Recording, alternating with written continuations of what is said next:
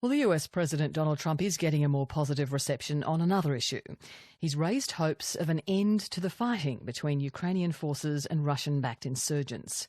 Mr. Trump spoke to his Ukrainian counterpart at the weekend and promised to work with both Russia and Ukraine to restore peace. The call came days after a sudden surge in fighting in the country's far east, as Anne Barker reports. The town of Avdiivka in eastern Ukraine is now virtually unlivable. It's just north of the front line in the nearly 3-year war between Russian-backed rebel forces and Ukraine. And since fighting resumed just over a week ago, at least 33 people have been killed. The latest shelling has destroyed nearly 200 homes and cut power and water supplies, leaving residents without heating in below freezing temperatures. Many are now leaving. Natalia Voronina and her family are on a bus to Sviatohursk, more than 100 kilometres away, where shelter has been set up for those displaced by the fighting. I'm leaving with my family, she says. We are 6 here. 4 of us are children. We're leaving because of the military situation. There's no electricity and water. Natalia Voronina says their home was badly damaged, though they still hope to return. How long are we going to stay there, she asks. We have some hopes that everything will calm down here as soon as possible. We want to go back home. We're tired because of the travelling. We've left town before. There's been a steady stream of people fleeing Avdiivka in recent days. Others are holding on in the hope of a ceasefire, but some have no choice.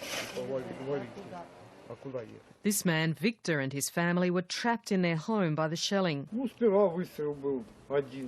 At first there was a shot, he said, just one, and we started thinking, putting on clothes quickly. The child, by the way, was the first one to wake up, and then it began. We hid under the stove, didn't make it to the cellar. Others are placing their hopes in the new US administration, given that President Donald Trump spoke to the Ukrainian President Petro Poroshenko on Saturday for the first time since taking office, and he promised to work with both Kiev and Moscow to resolve the conflict. We're hoping they've reached an agreement and it'll be their final solution, says another Avdiivka resident, Anatoly.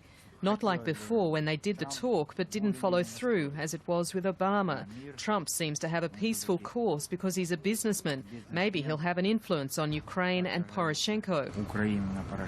But many more in Ukraine have reason to be sceptical at Donald Trump's promises, given his outspoken support for Russia and his push to improve relations with Moscow. Only last night on Fox television, Donald Trump said he respects Russia's President Vladimir Putin and brushed off claims that Putin is a killer. Do you respect Putin? I do respect him. Do you? Why? Well, I respect a lot of people, but that doesn't mean I'm going to get along with them. I don't know of any government leaders that are killers anymore. Well, take a look at what we've done, too. We've made a lot of mistakes. I've been against the war in Iraq from the beginning. Yeah, mistakes are different than... A lot of mistakes, okay, but a lot of people were killed, so... A lot of killers around, believe me. Aid and security organisations have called on both Russia and Ukraine to withdraw their forces and respect a peace deal signed 2 years ago. Anne Barker reporting.